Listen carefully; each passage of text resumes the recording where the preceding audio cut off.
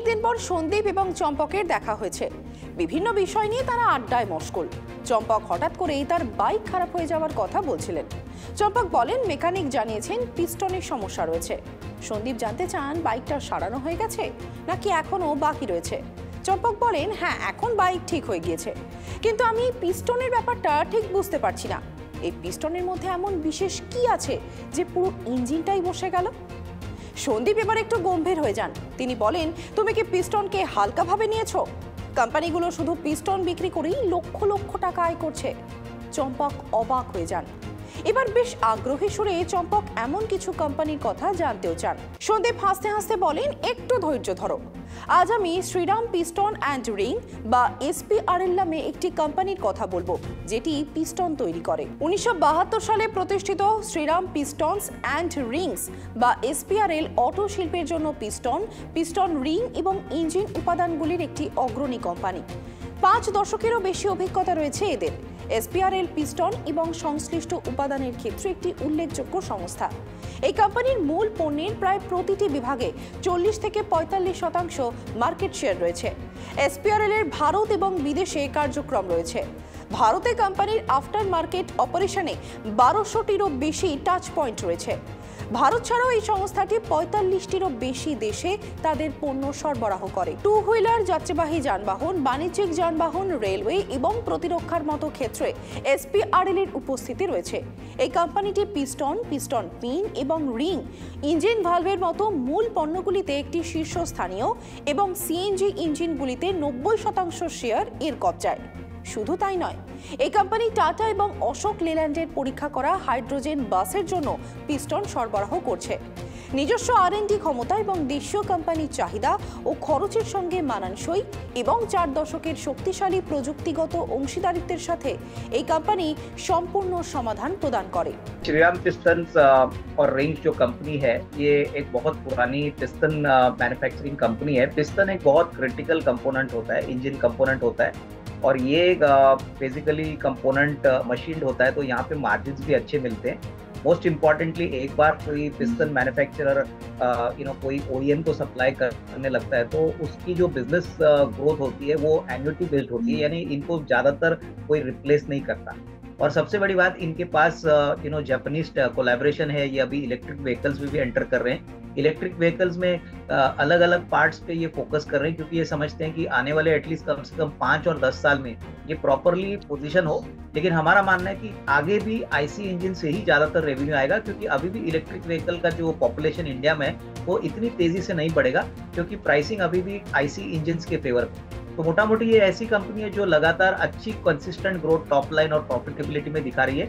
और इस point of view से मुझे लग रहा है कि वैल्यूएशन भी अच्छा है और ग्रोथ पोटेंशियल भी अच्छा है, क्योंकि ऑटो सेक्टर आने वाले साल 1.5 साल की तेजी अगर होती है तो इसका फायदा ऐसे प्रोमिनेंट ऑटो कंपोनेंट सप्लायर को जरूर देगा। এসপিআরএল এর উত্তরপ্রদেশ এবং রাজস্থানে পিস্টন পিন, পিস্টন রিং এবং ইঞ্জিন ভালভ তৈরির কারখানা রয়েছে। এছাড়াও কোম্পানির তামিলনাড়ুর কোয়েম্বাটুরে বৈদ্যুতিক মোটর এবং মোটর কন্ট্রোলারের জন্য একটি ম্যানুফ্যাকচারিং ইউনিট রয়েছে। এখন সংস্থাটি মধ্যপ্রদেশের পিথামপুরে একটি নতুন কারখানা তৈরি করছে। এই কোম্পানির আয়ের 82%ই আসে দেশীয় বাজার থেকে এবং বাকি 18% রপ্তানি থেকে। যেসব দেশে এই সংস্থা রপ্তানি করে তার মধ্যে রয়েছে ইংল্যান্ড, জার্মানি, অস্ট্রিয়া, ইতালি, চীন, মার্কিন যুক্তরাষ্ট্র, স্পেন, রোমানিয়া, তুরস্ক, জাপান, থাইল্যান্ড, ব্রাজিল, ইন্দোনেশিয়া এবং মেক্সিকো। ভারতের গ্রাহক তালিকার মধ্যে রয়েছে Maruti, Mahindra, Honda, Ford, Nissan, Tata, Bajaj, Hero, TVS, Yamaha, Ashok Leyland, ডেলমার, ভি কমার্শিয়াল, স্বরাজ এবং আরও অনেক কোম্পানি। জেএলআর বা Jaguar Land Rover, JCB, BMW Motorrad, Volkswagen, Rotax ইত্যাদির মতো গ্লোবাল কোম্পানিগুলিও এদের থেকে যন্ত্রাংশ কিনে থাকে।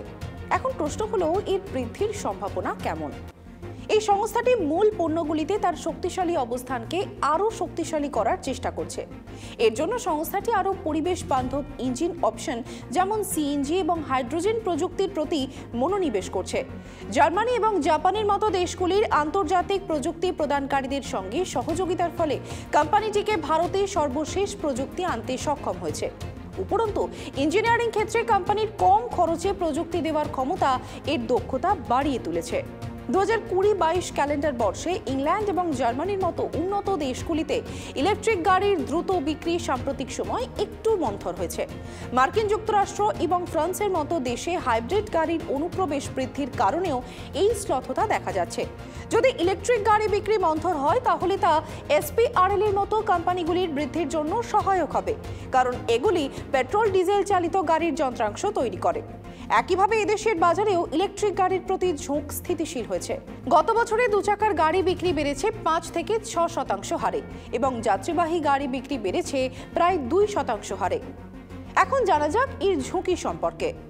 টু হুইলার ইঞ্জিনের যন্ত্রাংশের বিক্রি কোম্পানির আয় 20% অবদান রাখে এবং কোম্পানিটি ইতিমধ্যেই বৈদ্যুতিক স্কুটার সেগমেন্টে ক্রমবর্ধমান চ্যালেঞ্জ সম্পর্কে সচেতন। এই বিষয়টি মাথায় রেখেই কোম্পানিটি তার পণ্যের পোর্টফোলিওকে বৈচিত্র্যপূর্ণ করতে, প্রযুক্তির ঝুঁকি কমাতে এবং ভবিষ্যতে বৃদ্ধির জন্য ইলেকট্রিক গাড়ির প্রযুক্তি সংক্রান্ত একটি সহযোগী কোম্পানি তৈরি করেছে।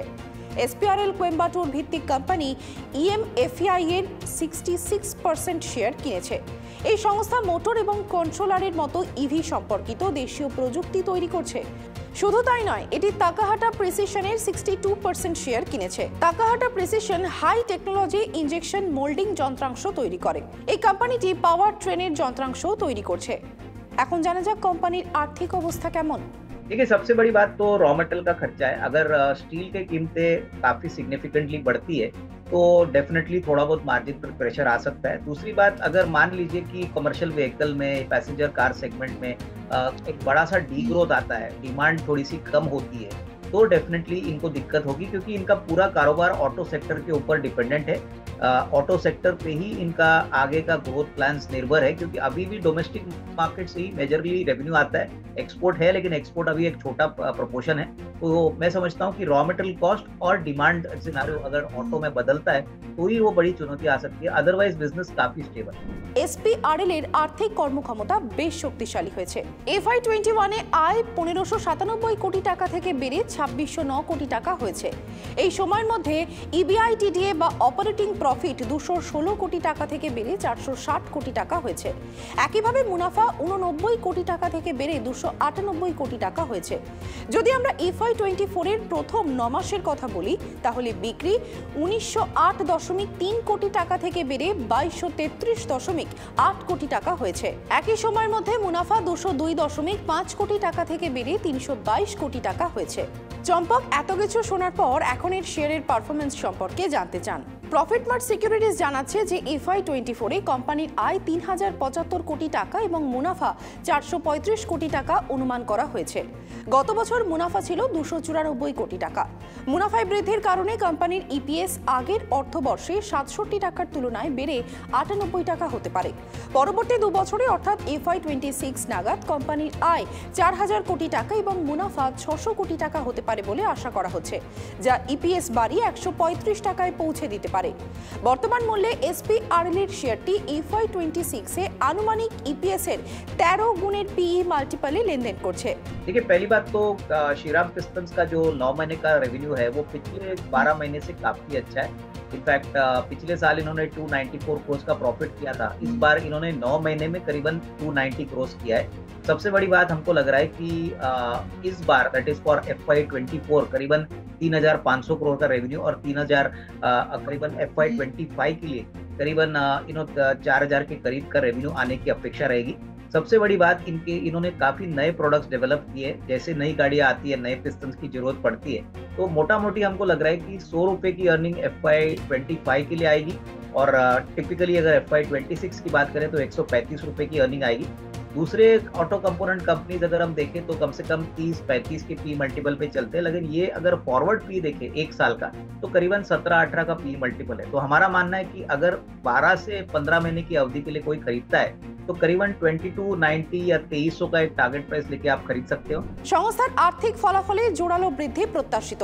সংস্থার পণ্যগুলির বাজার ভালো। অটোমোটিভ সেক্টর থেকে ব্যবসা বৃদ্ধির কারণে শেয়ারটি নতুন করে রেটিং হতে পারে। বিশেষজ্ঞরা মনে করেন যে শেয়ারটি 12 থেকে 18 মাসে 2295 টাকার টার্গেট প্রাইস অর্জন করতে পারে। এবার সন্দীপ জিজ্ঞাসা করেন, তুমি কি সবটা বুঝতে পেরেছো? চম্পক সম্মতি জানিয়ে বলেন, হ্যাঁ, আমি এই কোম্পানি এবং এর ব্যবসার মৌলিক বিষয়গুলি বুঝতে পেরেছি। মনে হচ্ছে এই স্টকটি আমার পোর্টফোলিওকে আরো ভালো বুস্ট করবে।